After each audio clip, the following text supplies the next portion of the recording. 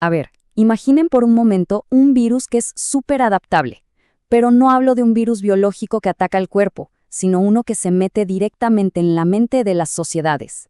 Uno que muta a la perfección para infectar cada época de la historia sin desaparecer jamás. Exactamente. Es una imagen fuerte.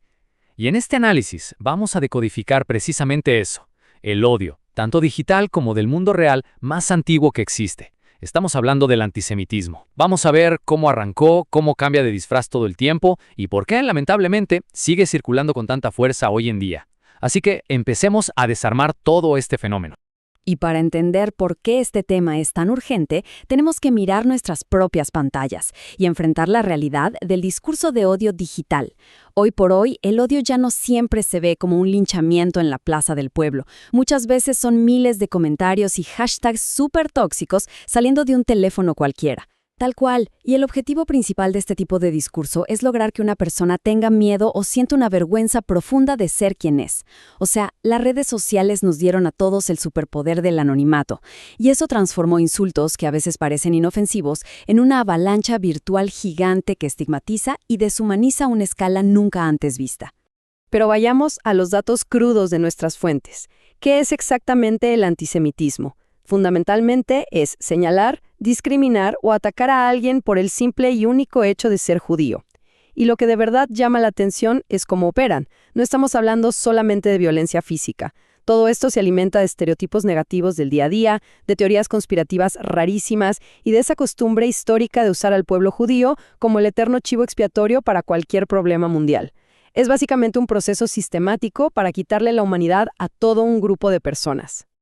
Pasemos a la primera parte, el virus mutante, una línea de tiempo. Sí, hagamos un recorrido rápido por los siglos para ver cómo fue cambiando y evolucionando todo esto. Si nos remontamos a la antigüedad, ahí vemos los primeros síntomas. En el siglo XII a.C., imaginen una época donde todo el mundo adoraba un montón de dioses. Bueno, a los judíos los atacaban simplemente por adorar a un solo dios y por tener costumbres distintas, como por ejemplo tomarse el sábado para descansar. Exacto. Y de ahí el virus muta. Ya en el siglo III a.C., vemos algo más organizado cuando un sacerdote egipcio los etiqueta con la mentira de ser leprosos impuros. Pero el punto de quiebre llega en el siglo I, cuando el Imperio Romano destruye el segundo templo de Jerusalén. Y ojo con esto, no solo causaron una diáspora inmensa, sino que le cambiaron el nombre a Judea por Palestina. Fue un intento literal y deliberado de borrar toda la conexión histórica que tenían con su propia tierra. Ya saltando a la Edad Media, el virus toma una forma puramente religiosa. Se los empezó a acusar falsamente de matar a Jesús, algo rarísimo si pensamos en el hecho histórico de que el mismísimo Jesús, sus apóstoles y toda la Última Cena eran profundamente judíos. Y las consecuencias de esas mentiras fueron brutales. O sea, cuando la peste negra arrasó con Europa en 1348, la gente culpó absurdamente a la comunidad judía de envenenar los pozos de agua. Son locuras que alimentaron persecuciones masivas y terminaron en tragedias como la expulsión de España en 1492 o el terror absoluto de la Inquisición que obligó a muchísima gente a esconder su identidad por miedo. Y bueno, así es como llegamos al siglo XX. Y acá encontramos la mutación más mortal de todas.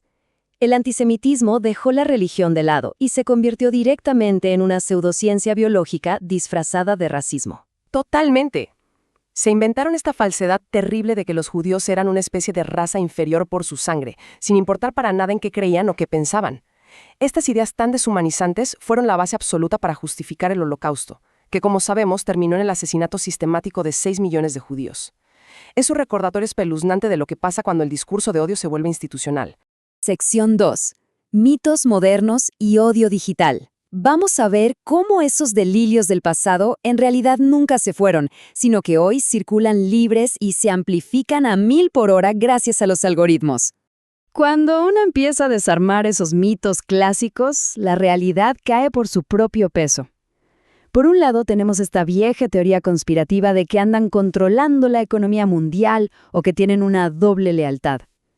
Pero la realidad nos muestra algo súper normal. Comunidades repletas de sastres, médicos, empleados de comercio y científicos que de hecho pelearon en los ejércitos de sus propios países. Pensémoslo, judíos argentinos en Malvinas, franceses en la Resistencia o estadounidenses en sus propias guerras. Es que eso muestra lo ridículas que llegan a ser estas teorías. Tomemos a Argentina como ejemplo. Allá en los 70 se hizo popular el famoso Plan Andinia, que era un delirio total. Decían que los judíos estaban planeando crear un estado independiente en plena Patagonia. Y como bien marca nuestra fuente, creerse eso es tan absurdo como pensar que los italianos están conspirando para anexar el barrio de La Boca al territorio de Italia. No tiene sentido. Y todo esto nos trae a la mutación política más reciente, el antisionismo. A ver, para tener contexto, el sionismo históricamente fue un movimiento de liberación nacional que surgió a finales del siglo XIX para establecer un hogar en Israel. Por definición entonces, el antisionismo es oponerse al derecho del pueblo judío a la autodeterminación. Y acá hay que marcar una diferencia crucial, porque criticar políticas específicas del gobierno israelí es 100% legítimo, exactamente igual que como uno criticaría cualquier otro país. El problema es cuando esa crítica se vuelve demonización, cuando se niega el derecho de existir de ese Estado, o peor, cuando se usa el conflicto de Medio Oriente como excusa perfecta para atacar a ciudadanos judíos en cualquier parte del mundo. Ahí es cuando cruzamos la línea y vemos en acción la variante más nueva del virus del antisemitismo. Para llevar todo esto a la vida real, fíjense en lo que le pasó a la cantante Regina Spektor hace poco.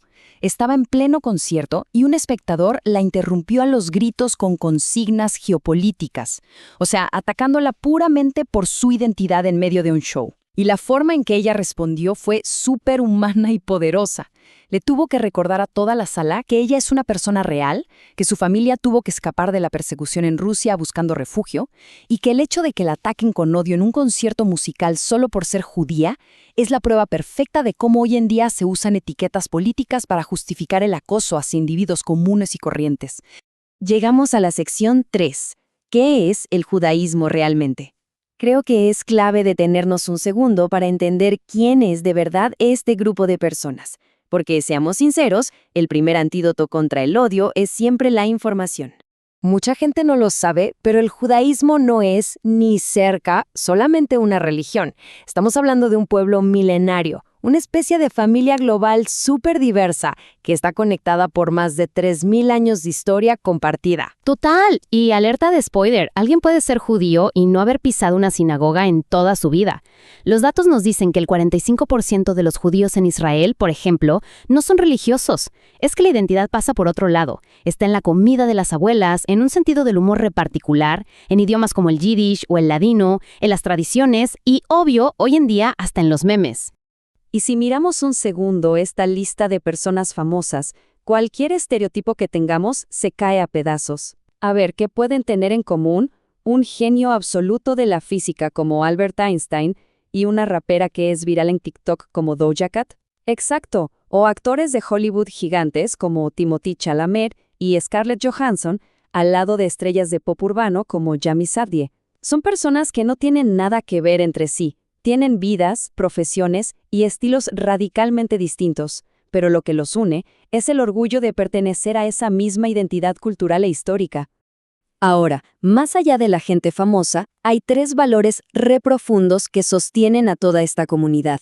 El primero es Tikkun Olam, que básicamente significa la responsabilidad constante de reparar el mundo con acciones de todos los días. Después está la Tzedakah. Muchos lo traducen como caridad, pero se queda corto.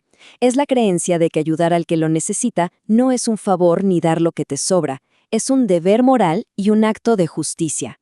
Y el tercero es Akshinasat Orshim, que es el valor inquebrantable de la hospitalidad, hacer que cualquier persona que llegue se sienta bienvenida y respetada en tu espacio. Pensemos por un segundo en los números a nivel mundial, porque la verdad nos dejan con la boca abierta. Vivimos en un planeta que ya superó los 8.000 millones de habitantes, pero la población judía global es de apenas 15.7 millones. Es un número minúsculo a escala global, pero el dato que realmente te hiela la sangre es este. La población judía que existe hoy sigue siendo menor a la que existía antes del Holocausto. Es una realidad matemática durísima que nos muestra el daño permanente e irreversible que causó este virus de odio a lo largo de la historia. Sección 4. ¿Cómo detener el odio en Internet? Bueno, ya vimos toda la historia y el impacto, ahora es momento de pasar a la acción. Vamos a ver unas tácticas digitales súper prácticas que cualquiera de nosotros puede usar ya mismo. Acá tenemos un manual de supervivencia digital cortito y al pie. Regla número 1. No interactuar. Acuérdense que los algoritmos no saben la diferencia entre un debate reconstructivo y una pelea a los insultos. Solo ven que hay clics y le dan más visibilidad. Así que si ven odio, ignórenlo. Es la mejor forma de matar de hambre al algoritmo. Regla número 2. Reporten sin culpa. Todas, absolutamente todas las redes tienen botones para denunciar. Usarlos no es ser exagerado, es hacernos cargo de limpiar el barrio digital donde todos vivimos. Y finalmente, la regla 3. Bloqueen. Nadie tiene la obligación de aguantar gente tóxica. Bloquear es cuidar nuestra salud mental y priorizar nuestra paz por sobre cualquier discusión sin sentido en Internet. Y para cerrar todo este análisis, creo que nos queda una reflexión muy clara. Si la historia nos enseñó algo, es que cuando dejamos pasar el antisemitismo y empezamos a ver al otro como menos que humano, las consecuencias son siempre un desastre irreparable. Hoy las plazas donde se discute todo son nuestras redes, y la pantalla de nuestro teléfono es la primera línea de defensa, así que la próxima vez que veamos un comentario de odio o un supuesto chiste discriminatorio en nuestro feed, la decisión es nuestra. ¿Vamos a dejar que este virus milenario se siga esparciendo o vamos a tomar acción para ser parte de la cura?